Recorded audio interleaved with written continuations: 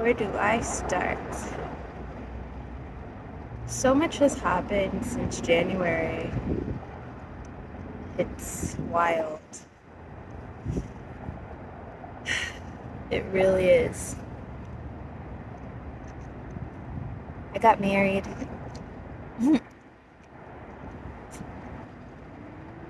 I'm a whole wife now. It's so funny and interesting because I don't know why I was under the impression nothing would change. Or at least not nothing would change, but things wouldn't change that much. Like things wouldn't be that different. Things are very different. I'm very different. I'm so different. It's shocking to me how much I've changed. And you would think that that means that I don't recognize myself. But oddly enough, I recognize myself more. It's like this is who was really beneath the surface. And all she needed was encouragement to come out, that it was safe.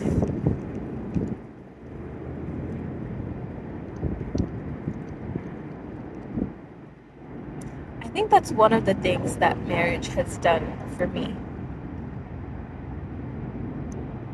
Of course, I'm not trying to sell this like something that you should do if you want to be yourself. That's not it at all.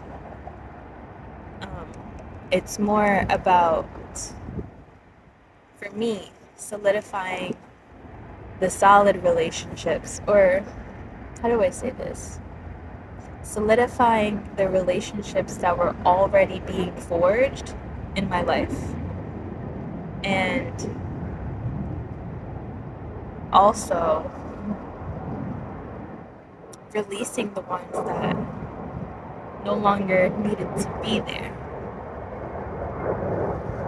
That was big.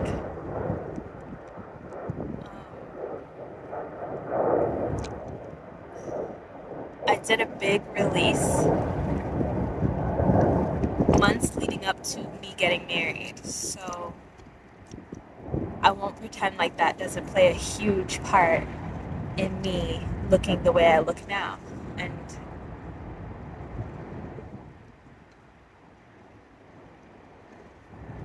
I'm so relieved.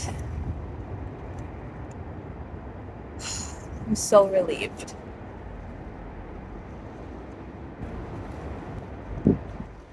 I need to pay attention to the tides behind me and to how close they're coming so I know when it's time to go.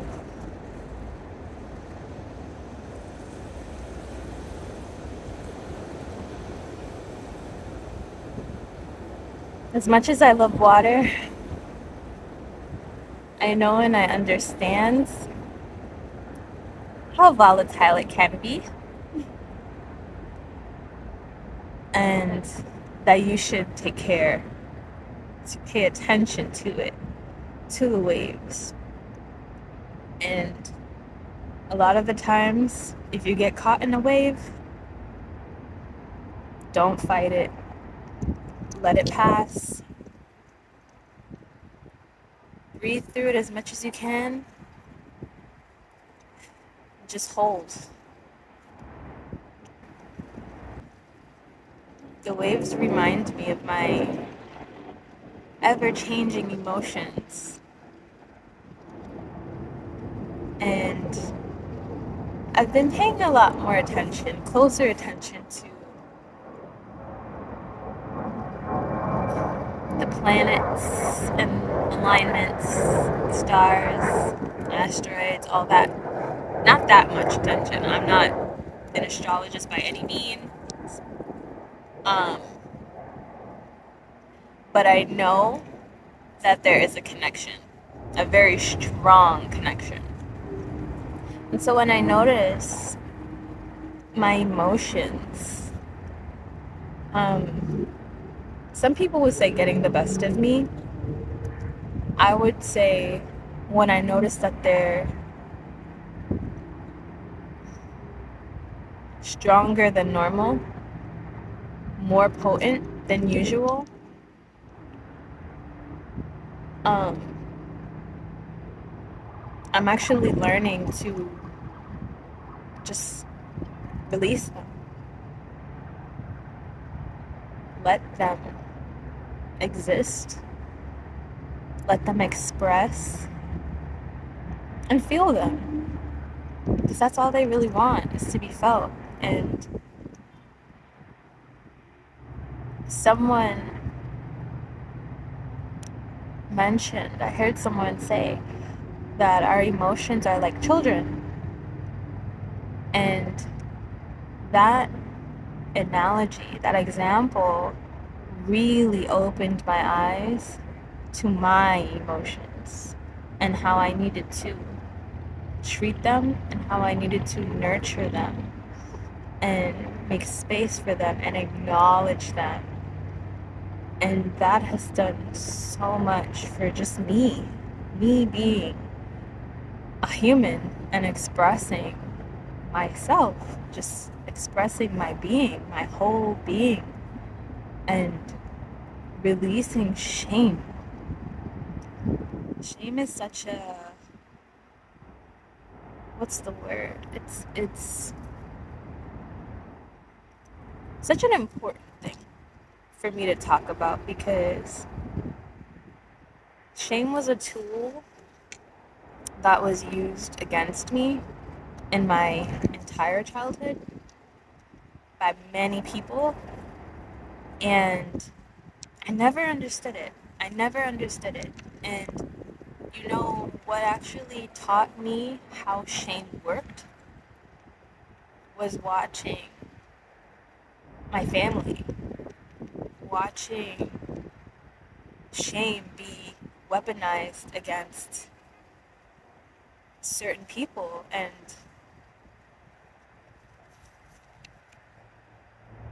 before watching how it worked, I didn't understand it. I just felt like I was getting in trouble and I didn't understand why. I was just like, why is this a problem? Why are you upset? What is wrong here? And I started observing more how shame was being used. And I realized,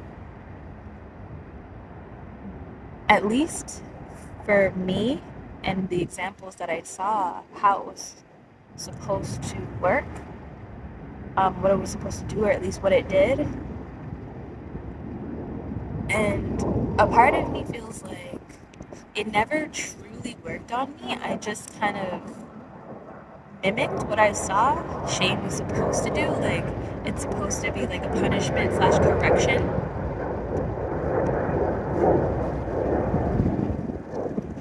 But yeah, shame was supposed to kind of be like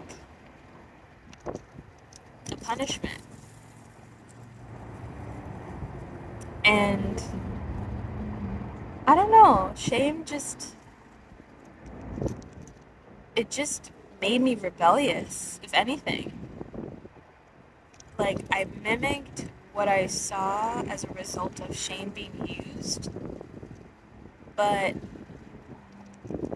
depending on the situation and how I felt, how strongly I felt, and if I just felt it was wrong, I completely rebelled against it and completely rejected it. That's not my shame. And I realized growing up, getting older, and I grew up Christian. I wouldn't say super religious, but very religious. I don't know if there's a difference there for most of the people that will see this, but I think there is a difference, a very subtle difference, and it's important for me to note because as I grew older and after dealing with my first really tragic and close to home death, that's when I started to really seek to cultivate my own relationship with God. And then eventually I became super religious. And again, I didn't grow up super religious, so it was an interesting sight to see on me. Um,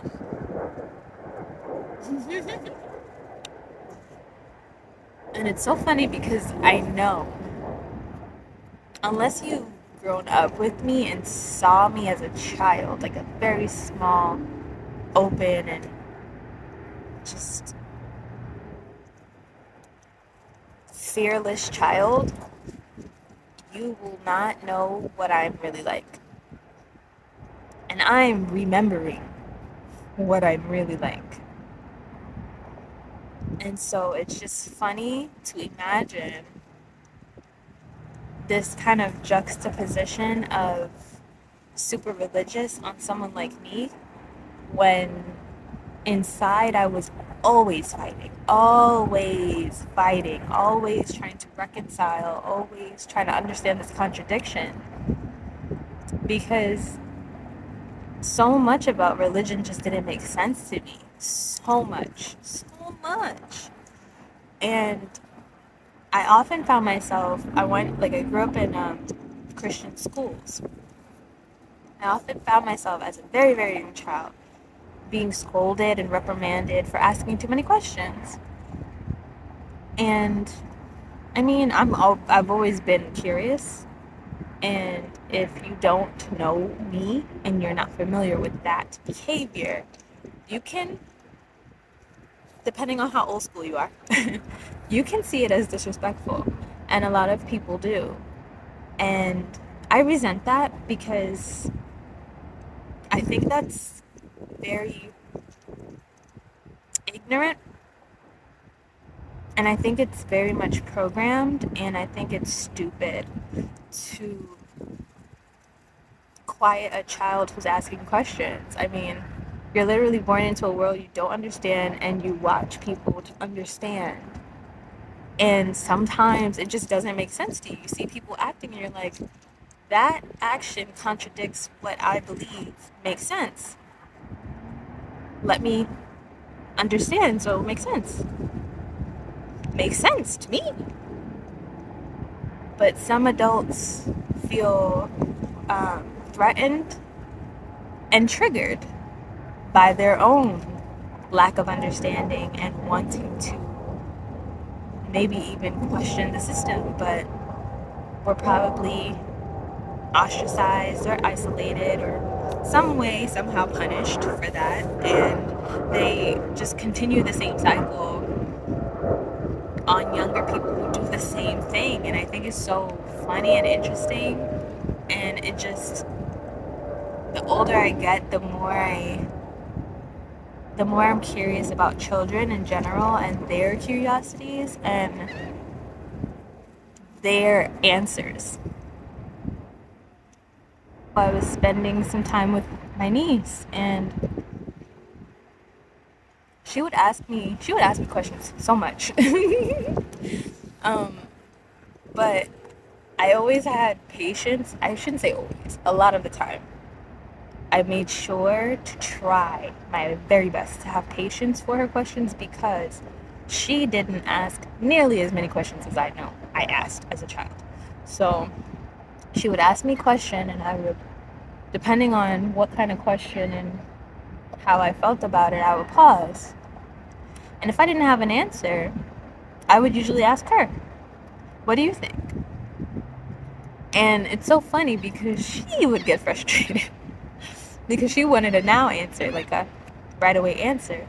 But after observing her, I knew the answers that she would receive from other adults weren't enough. And she is smart. And she would just kind of like watch and observe. And I noticed her observing. And I would kind of try to figure out what the facial expression she was making meant about her observing. And I quickly realized that she had her own opinions. I mean, it doesn't take much to realize that anybody, any person, any being, any soul will have their own opinions. And so I was always curious about her opinions. And she didn't have patience for that, which was so funny to me. But I think it's because she wasn't used to being given space to express that way. And so, anyway, I realized that, with the changing tide of society and like how generations are coming up so differently, and the things that are now normal for the new generations. I don't know how you guys feel about it, but I believe that being on any kind of spectrum is normal now. I believe that's normal. I don't know too many people who aren't, and the people who aren't, they just don't know. That's how I feel about it. And I think the younger we go, the more and more common it is to see. And I used to be very uneducated about it, and so I had no real idea. And I used to just wonder if it was by design, if we were being, how do I say this in a very non-controversial way? Um, I would say with the inventions that we have in the way of kind of like speeding things up in our society, microwave kind of society and things like that, the packaging, the quick way to go about things, the out of season productions, all those things that we do to get what we want because we want it now. I often wondered if that played a part in this idea of disorders. And I still wonder about that, but I believe differently now. I feel that this is something that had to happen regardless, whether our impact made that big of a difference or not. But I mean, the microwave generation, the microwave society impact. But I don't believe these disorders are disorders. I think they're a new way of thinking. And I like the term neurodivergent a lot because I feel like it accurately describes this way of thinking.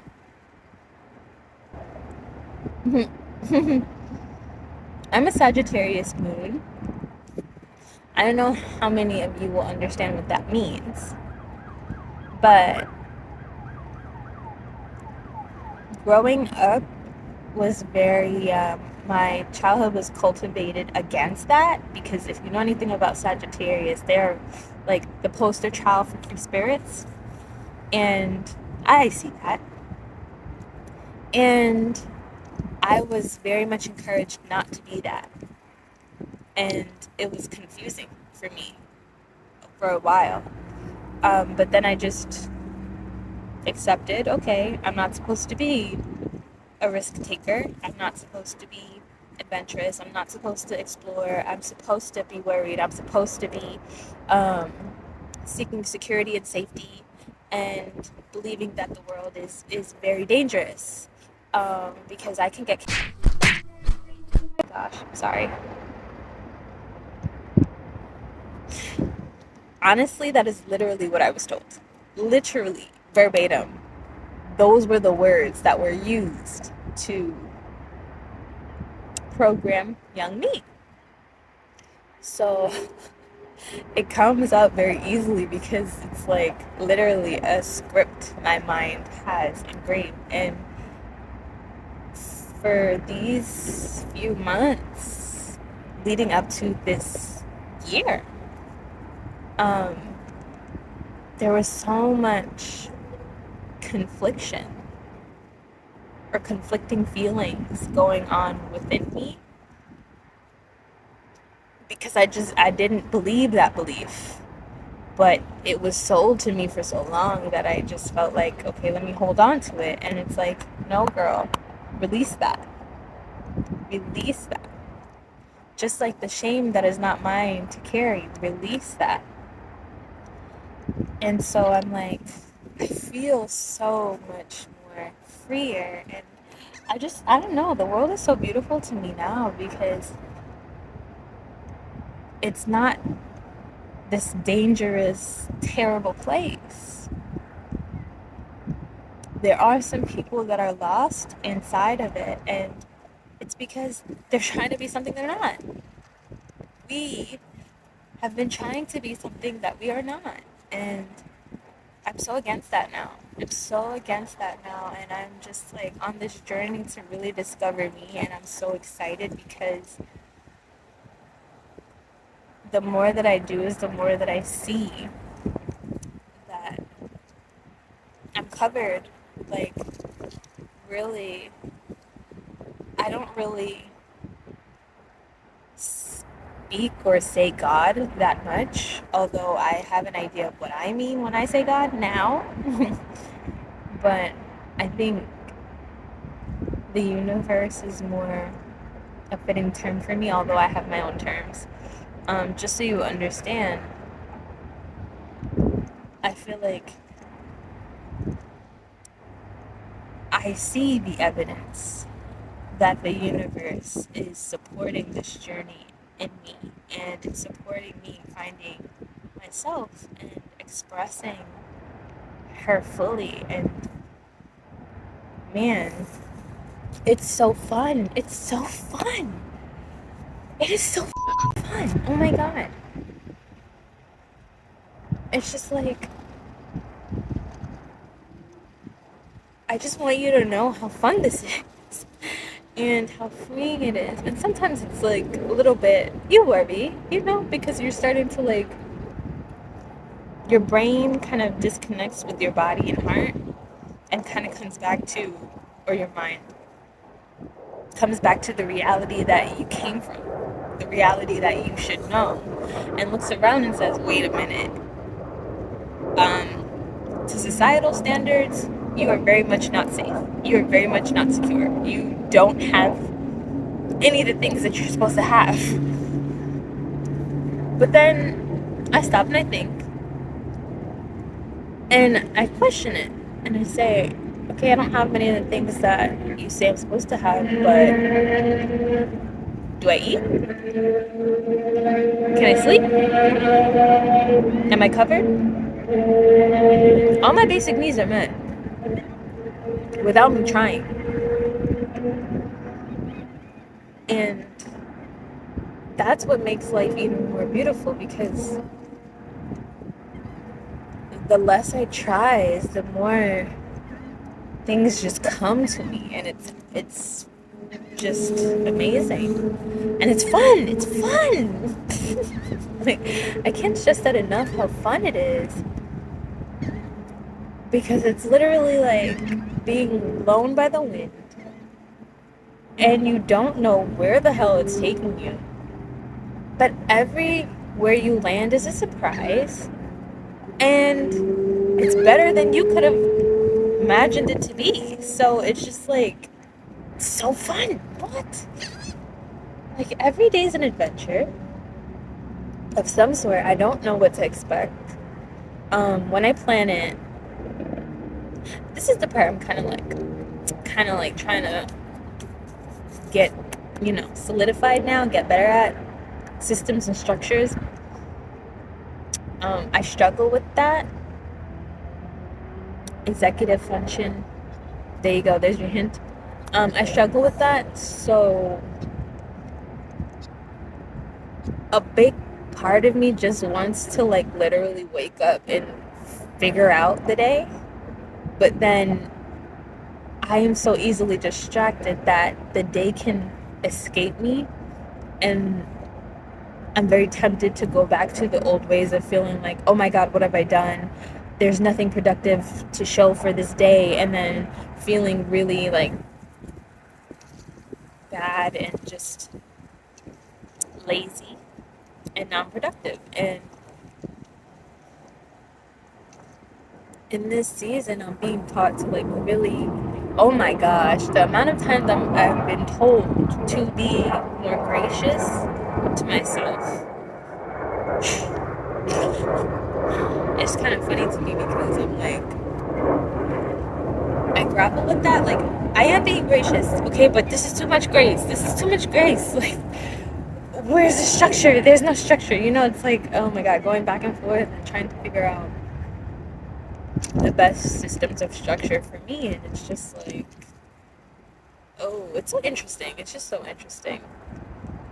And I feel like now they're starting to come in and show themselves, or at least I'm receiving resources coming in to show me, okay, so this is how you can do it, and this will work better for you. And don't do what other people have taught you or showed you or tell you to do, because that's not going to work for you. I love organizing things, which is so ironic, I think. Every time I admit that to myself, it's something I don't proudly say, which is so just why, but I think because when you look at me and you know me, you might feel like, what about you is organized? There's nothing organized about you. But it's so strange because I love to organize things by like color and category and just make them look beautiful. I like to make it look aesthetically pleasing. And that is like therapeutic. That is therapeutic and like therapy for me. And I've always been like that, I think. I don't know if this is something I got from my mother, but I do know that she helped to cultivate it a lot. And I learned a lot from her about organizing and making things fit in places it seems like it should not. And she had a gift for that, bro. She had a gift for packing a car. My God. Anyway, but I love to organize things and I love to create like moods. A mood, you know? Um, an aesthetic, yeah, but more like an atmosphere. Because that is like one of the first things I notice when I walk into a space without trying, is how it feels. And if it's welcoming or not, if it's warm or not, if it's tension or not, like all of that stuff I notice. And so I like to take care to create that wherever I am and I'm allowed it to. And I don't know, to me that's fun too. It's fun. It's like it's like theater. Yeah, it's creating a story and it's just fun. And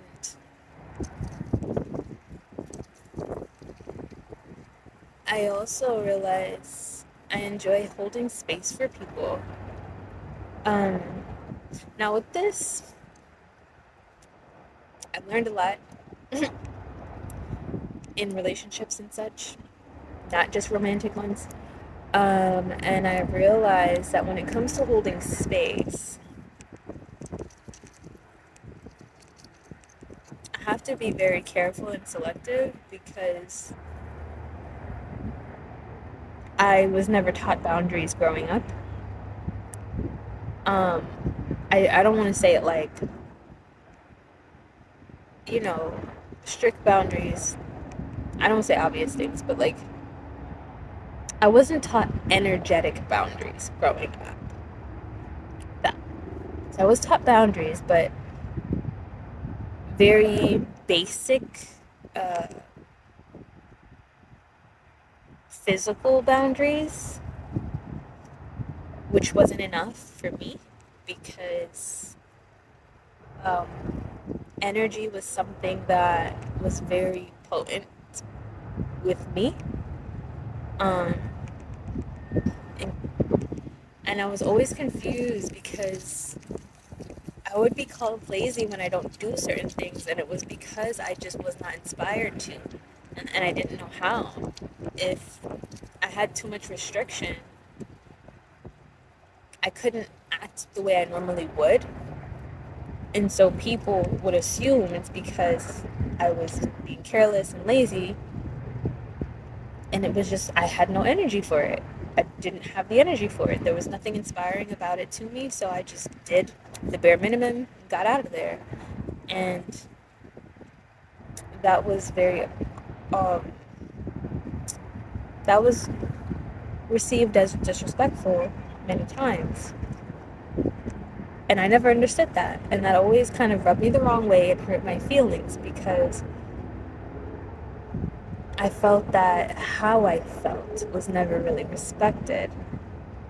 And I couldn't understand why. Like, I did not have the physical capability or energy to do it. And it was just like, but you have the energy to do this. But you could do this for 5 hours straight. You can do this all night. You can such and such. And it made me very insecure and wonder like what was wrong with me that I'm able to do certain things but I'm not able to do others. Like, what's wrong with me? Because I saw I saw so many examples growing up of people just pushing through, and there were just some things that I could not push through. It was too painful. And I don't know, I was just like, what the hell's wrong with me that I'm not able to push through this? And why does this feel so painful? I'm not in physical pain. What is this pain? Where is this coming from? Why is this so hard? And a part of just getting to know myself is becoming aware of these I don't want to say limitations, but I want to say like the way I'm built. And I want to say gifts, really, because some may see them as limitations where it's like if you look on the other side of it, it's really a gift for something else. So with that, I'm just like, I don't know. More than anything, I want to encourage people to get to know themselves. Stop pretending, stop mimicking, stop masking. Just stop. Because I know in some way it's not working for you. And I know that if you really just and step back and look, pay attention, your entire life has been telling you to 180, detour, and go the other way because there are things that you are passionate about, there are things you're excited about that you're just like pushing to the side and saying like, I can't do that, I can't make money from that, I can't um, be received while doing that, people can't see me like this, they're not gonna like me. Like screw those people. They're probably holding you back anyway. And there's probably people, actually, let's get rid of the probable because it's actually very possible and I know it's true. There are people that exist specifically for you. Specifically in the field, in the industry, in the desire, love of the thing that you want to do. There is support. You see that? There is support for you. But you will never find it pretending to be someone else, pretending to be a made up character, pretending to be a version of you that does not really exist. It's fake. It's so fake. And this is the reason why it's hard to look in the mirror sometimes, because you look in the mirror and you don't recognize yourself. You look in the mirror and you're ugly because you're fake. You're not being you. And once you start to be yourself, you look in the mirror, you'll recognize yourself and you'll realize how beautiful you really are. and how fun life is. I can't get over that. It's just so fun. It's just so fun.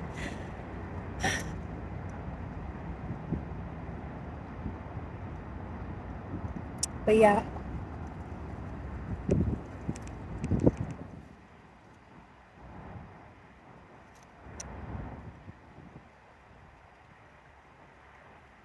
express yourself, your whole self, all the emotions that come with you, everything you're suppressing, and everything that's laying dormant inside of you. It has to come out. It has to. And you want it to come out in a way where you're expressing it as opposed to in a way where it's disease. Because it all comes back to emotion, which is energy. When this energy just gets stuck in the body, it manifests as diseases. It manifests as illness. And the worst is when it's an illness, a disease, feeling in the body that you don't recognize and that you can't figure out. Oh, that's the worst. You go to the doctors and you go to these health professionals and they don't know what the hell's wrong with you. That's the worst feeling. Because you really feel lost. You feel like you don't know what to do. When all you had to do was feel it. That was really what it is. So once you feel it and you free it, you literally become well. No. I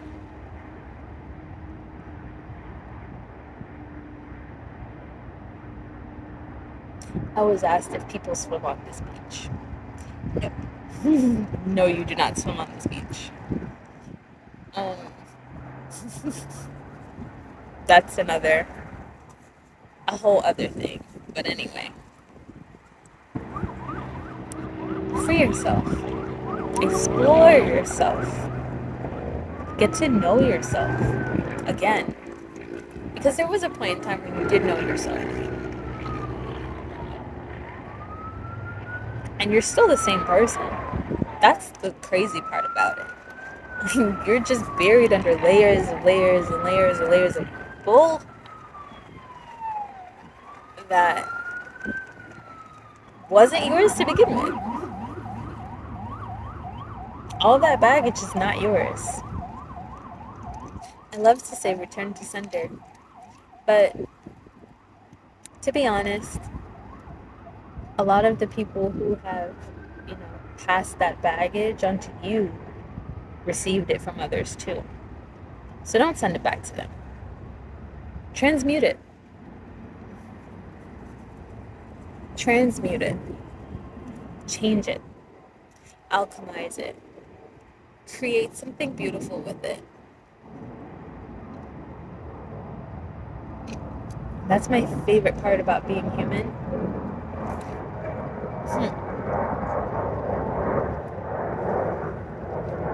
Because oddly enough, the more that I feel my emotions, and when I stop resisting them, the closer I feel to God and divinity.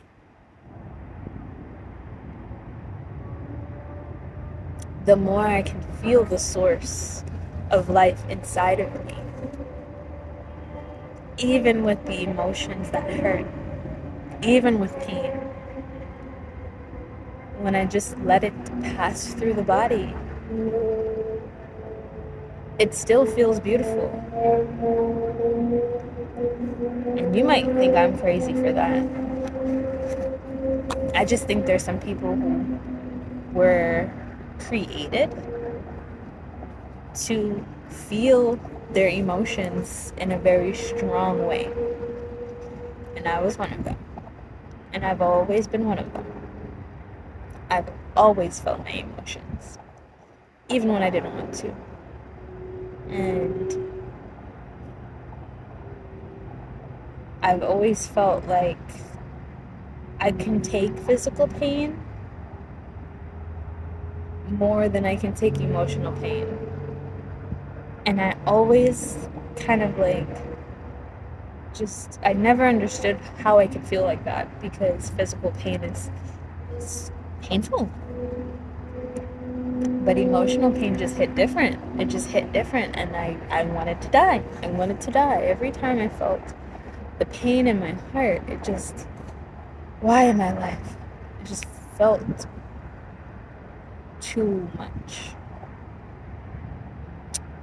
But I feel like if I don't completely understand, I'm getting closer to understanding this gift and appreciating it more. And I will more and more express yourself.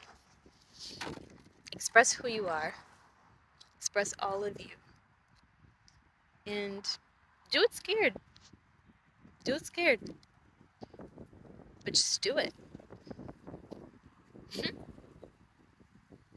Yeah, just do it. I'm wearing Pumas, not Nikes, but you know. Anyway, this was fun. Until next time.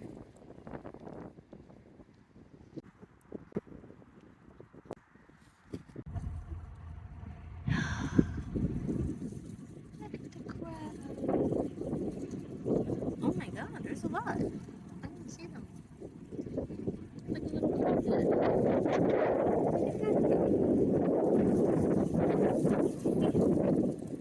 He's huge. Yeah, there's more. Crabs. Can you see him? Okay, Mr. Krabs.